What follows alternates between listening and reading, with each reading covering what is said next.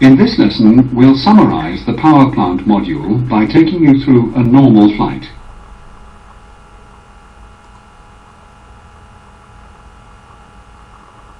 In the next, we'll look at starting problems and other abnormal conditions. We won't go into checklists in detail now. You'll need to practice these later. But our objective is to consolidate your understanding of how the systems work. Before engine start, check circuit breakers. Check you have 2 green lights indicating correct oil level on the optional remote oil level indicator panel. And verify that ignition switches 1 and 2 on the overhead engine start panel are in norm.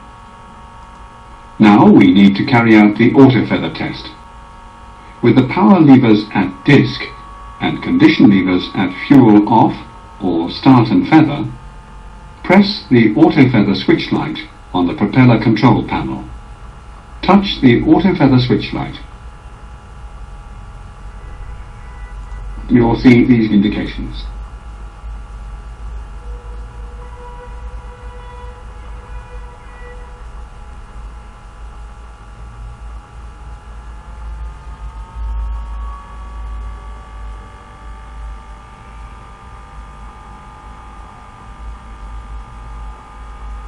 Make sure that you get the test passed messages. Always check for advisories at the bottom of the engine display. And remember that power plant is a no-go item. If it's all clear near the propellers, you can start the engines.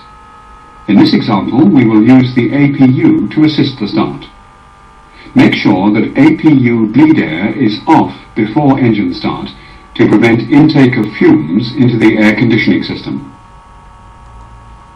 On the engine start panel, the ignition switches are usually in norm, so that the FADEC takes control of ignition during engine starting.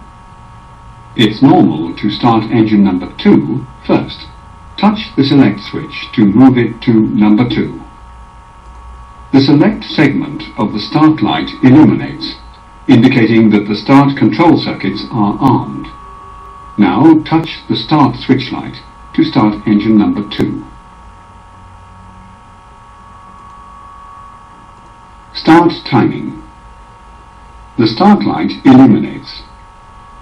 At the first indication of NH speed, move the condition lever to start and feather. The FADEC will command ignition as NH speed reaches 8%. Move the condition lever to start and feather to introduce fuel to the combustion chamber. Touch condition lever number 2. Monitor fuel flow.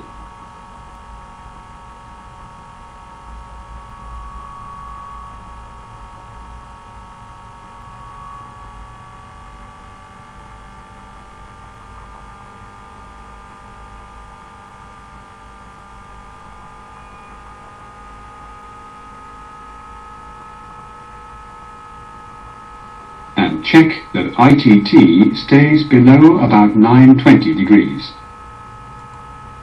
At 50% NH, the engine select switch springs back to the center off position. And at about 64% NH, the starter and ignition cut out and the start segment go off.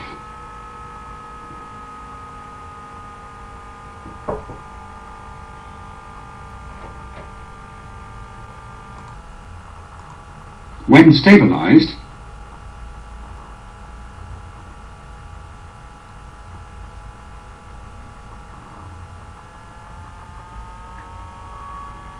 set the condition lever to min.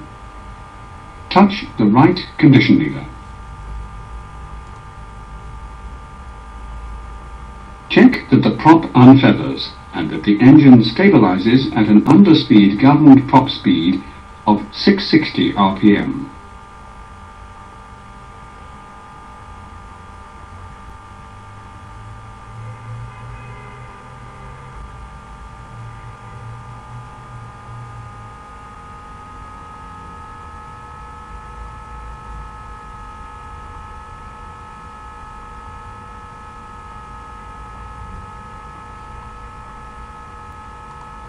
Verify that electrical voltage and load are normal, that the rate of charge on the main and auxiliary batteries is low, and that there are no caution and warning lights for engine number 2. Note that the dome and boarding lights are hot-wired to the standby battery, which powers instruments during starting. So don't leave these lights on. A drained standby battery can prevent engine starts. Before starting engine number 1, check that load on the battery is below 0.4. You can now start number 1 in the same way. With both engines running, shut down the APU. Before taxi, with both engines started, select the auto feather system. Press the auto feather switch light. On the overhead ice protection panel, open the engine intake bypass doors if there's gravel on the taxiway or in icing conditions. Touch a switch light to open both doors. If static air temperature is below 10 degrees, the heater segment will come on automatically. Now perform the prop overspeed governor test. The switch on the left side panel must be held down throughout the test.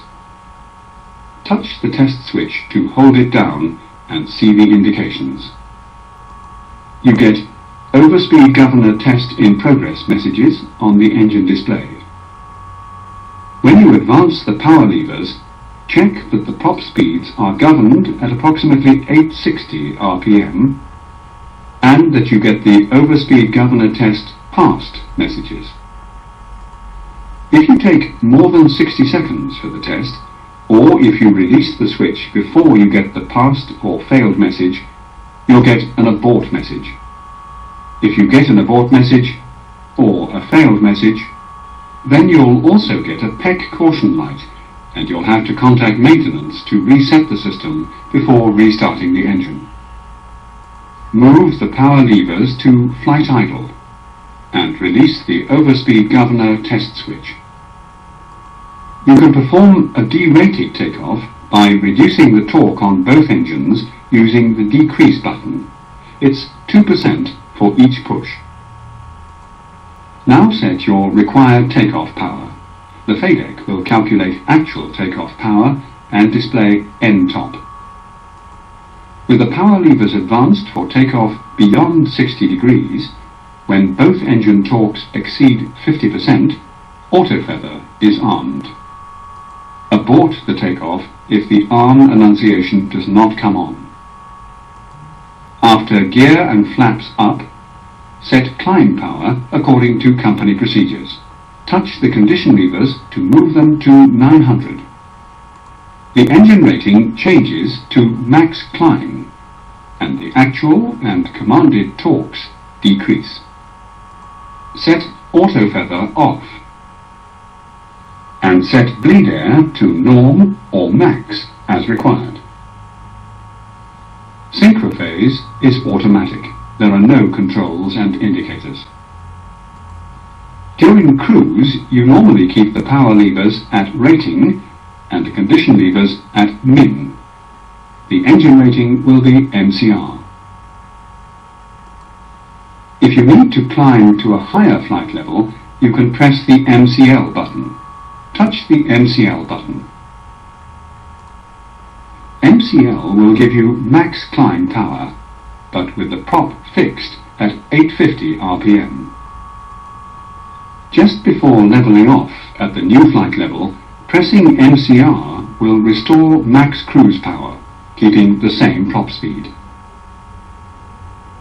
Before landing, reduce power. Set the condition levers to max. The engine rating becomes NTOP. Then set bleed air to min. After landing, use the disc or reverse power lever settings, depending on conditions and runway length. Just below flight idle, the glare shield propeller ground range lights will come on. After parking, set the power levers back to disc and the condition levers back to start and feather. Then, after 30 seconds, shut down the engines by setting the condition levers to fuel off. The delay cools the engines and stabilizes engine oil.